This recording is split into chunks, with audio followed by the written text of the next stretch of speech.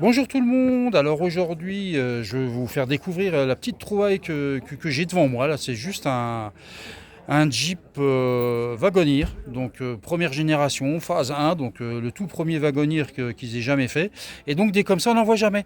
Donc du coup je vais vous le présenter. Donc j'ai à côté de moi évidemment son propriétaire, Bonjour. Jeff, Bonjour. voilà, qui va nous présenter un petit peu ce magnifique modèle. Voilà, donc là je vous le montre. Alors j'ai déjà un peu discuté avec lui, donc évidemment la peinture a été refaite, donc c'est pour ça qu'il est tout beau, tout mignon.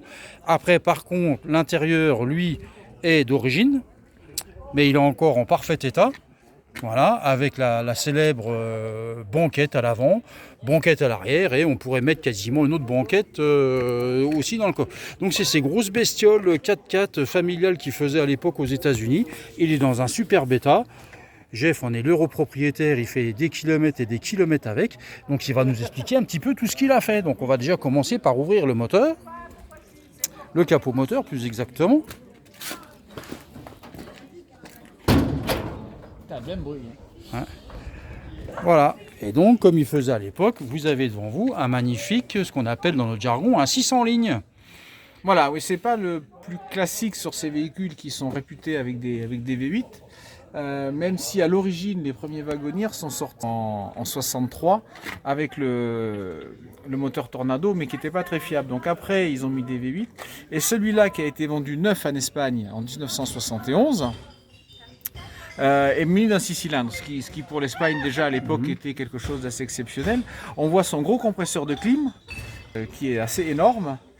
Alors que j'avais réussi à faire remarcher, mais bon, on ne peut plus les recharger aujourd'hui. Mais quand je l'ai restauré il y a plus de 20 ans, le compresseur de clim fonctionnait. Alors cette voiture était 3 on the tree, c'est-à-dire c'était une boîte 3 mécanique. Mais pour des raisons de restauration et ce que j'avais sous la main à l'époque, elle est passée en boîte 3 automatique. Mais c'est toujours le 600 lignes, donc le 258 cubic inch American Motors, puisque cette voiture est une année de transition. C'est-à-dire que c'est la dernière année, dernier 6 mois Kaiser et première année American Motors. D'accord. Est-ce que tu m'expliquais avant qu'on en discute un peu, c'est que ce moteur-là, on l'a retrouvé donc dans les AMC Javelin, les AMC Gremlins. C'est un moteur qu'ils ont mis un petit peu partout. C'est à donc l'origine un moteur hyper Rambler. fiable. Ouais. À l'origine, c'est un moteur Rambler sorti en 3,8 litres et qui a fait une carrière très très longue, puisque après il a été mis en supercar sur les fameux 4 litres, les Cherokee Limited, les Wrangler et les TJ. C'est le même bas bloc. C'est exactement le même bas bloc. Et si on fait une facétie, c'est-à-dire que si on monte sur un moteur de Cherokee 4 litres, le vilebrequin du 4 litres 2, on a un 6 cylindres 5 litres. Ce que nos amis américains appellent un stroker, si on a vraiment envie d'avoir un engin assez fabuleux. Mais bon, là, il est en version carburée. C'est un carburateur BBD. Donc c'est un double simple. D'accord. Donc, je vous montre le carbu. Voilà, comme ça. Vous voyez un petit peu, à peu près. Mais elle est très très proche de ce qu'elle était. Hein. Il y a beaucoup de pièces, j'ai pas changé. Là, le système de freinage. Vous voyez, des moteurs qui somme toute est quand même bien propre, bien joli, bien entretenu. Voilà, je vous refais un petit tour de la voiture. Parce que ce que j'aime bien aussi, il va nous montrer, c'est que la lunette arrière, il y a une manivelle. Voilà, les Américains ont pensé à tout. Alors, comme le haillon est hyper lourd, du coup ils ont mis un haillon à manivelle. Montre-nous ça, Jeff. Ça a été repris par Simca sur le premier break 1500. Donc ça se descend comme ça. Et une fois que c'est descendu, on peut ouvrir le haillon complètement. Haillon qui pèse son poids.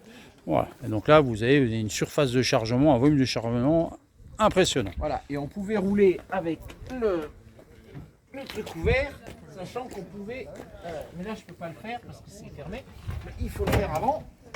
Donc on bascule la claque et après on peut rouler avec le haillon ouvert. Mais comme j'ai la boule, ça marche pas. D'accord, c'est pas grave. C'était le petit détail que seuls les Américains sont capables de nous faire. Voilà.